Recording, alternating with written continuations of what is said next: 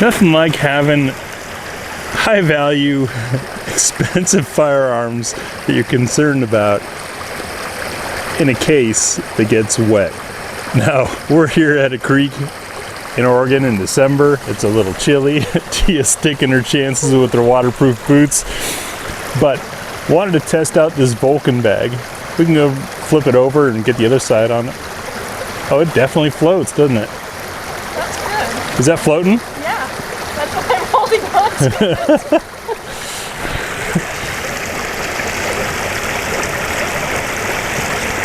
You can see the water just running off of it. And actually I have 3 guns in there right now. Let's bring it over to the shore, open it up, and see if they're still dry.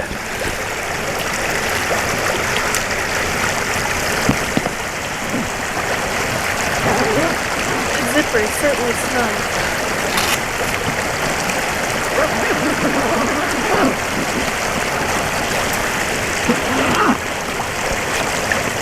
So on this side we had the Diamondback DBX and a VZ Scorpion.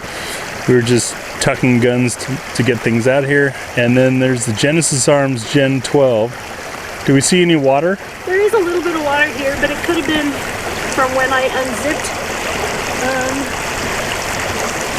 Just given the angle that it's running, it's highly likely that that is the case. But there's no other water in it anywhere on the inside part of where the zipper is. That is awesome. Now this is an absurdly overdone demonstration, of course, but for those of us that shoot in wet weather, there's nothing worse than having a rifle bag get soggy. Then you put your guns in it for a few hours while you drive home, and that water just soaks on your valuable guns. Looks like the Vulcan Arms is a success. Yeah. So if you're like me, anytime you scout out something like this online, especially when it's not cheap, or I guess even when it is cheap, you wonder about the quality of the actual construction, what the materials are like, and there are always beautiful photos, but sometimes they're so beautiful you wonder if they're real, or there aren't beautiful photos, just a whole bunch of 10-foot shots. So here we are back at my table. Want to go over some of the features of this thing up close where you can see it. And those of you that watch this channel know my lack of cinematography abilities, and that what you're seeing is real and unedited footage. So we're looking at the back of the bag, and you can see here one of the seams, how it's sealed. We've got eyelets for the strap. You have the option of an eyelet here and on the other side, or there's 2 back here to here, top and bottom, which would be handy for like backpack straps if you wanted to. You also have these grab handles, which are thick nylon, definitely reinforced. You can see the double stitching there to keep those from ripping out. I love having this on a rifle bag for when I'm reaching the car and just want to pull and drag it out. Thanks for handy bit. Now this zipper, you notice, is completely sealed. It's very much like what you'd see on a Yeti cooler or one of those waterproof coolers, in that disappearing sealing zipper ability. It also is in how firmly you've got to pull. It is a tough pull, but remember you're sealing in the goodness and sealing the badness. Because the goal is waterproof, there is only one zipper pull, which means you have to pull all the way around to open.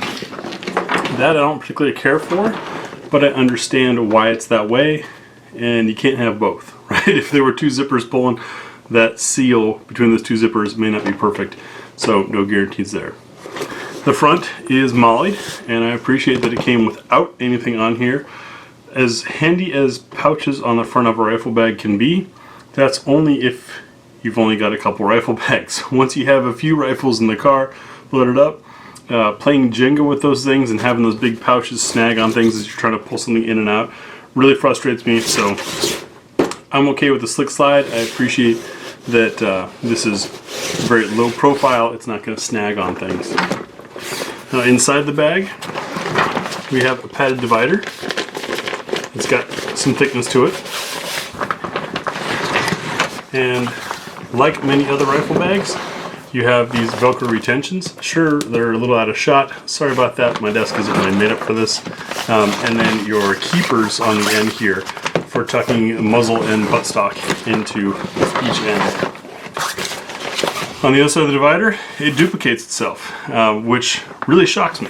I also have a nice thick and waterproof pad at the top here that's going to rest all along underneath that seam, serving as a backup for the zipper should any moisture get through the zipper. It surprised me on this double rifle thing, even though I knew it was a double rifle bag when they sent it, just because with the bag collapsed, it sits so nice and flat that it, to me, feels a lot like a single rifle bag. And it's very lightweight, which makes it also not seem like a double rifle bag. All my double rifle bags have been huge, burdensome beasts that I figure, this thing's rough, but at least it's not two bags. This Vulcan bag, nicely sized and weighted, despite for the ability to carry two rifles. Your grab handle, which is important, I've had these tear out on some bags before, you can see is reinforced stitching, and it's a nice padded wraparound piece of the same material. Obviously this doesn't need to be waterproof, but that makes a difference when you've got to haul heavy rifles any length of distance. So overall, the construction on this bag, from what I can see and in my experience of years of dragging around rifle bags, this is definitely a superior bag, very nicely made. And as we mentioned and demonstrated earlier, super excited about the water resistance on this. And I understand future models look to be completely waterproof. Obviously, waterproof as a term requires all kinds of testing and silliness and X amount of minutes at so many meters of depth. And so it's not always an easy term for manufacturers to use. Hopefully our demonstration showed you just how water resistant this bag is. Plenty enough for us.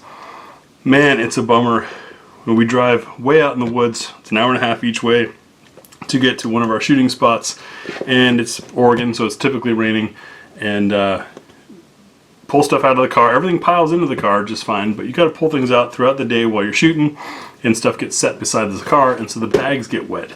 And of course the guns are wet because they're out in the rain while we're shooting. Then we put them into a wet bag and drive an hour and a half back. Hour and a half if we don't stop. We're probably hungry, stop for lunch or dinner, things like that. And then you get home and you're tired and you unload the car and the stuff kind of sits in a pile. I admit we're not perfect on that. We don't immediately clean our guns. And so you end up with a wet gun sitting in a wet bag for a day, if not several hours, which is terrible for the guns.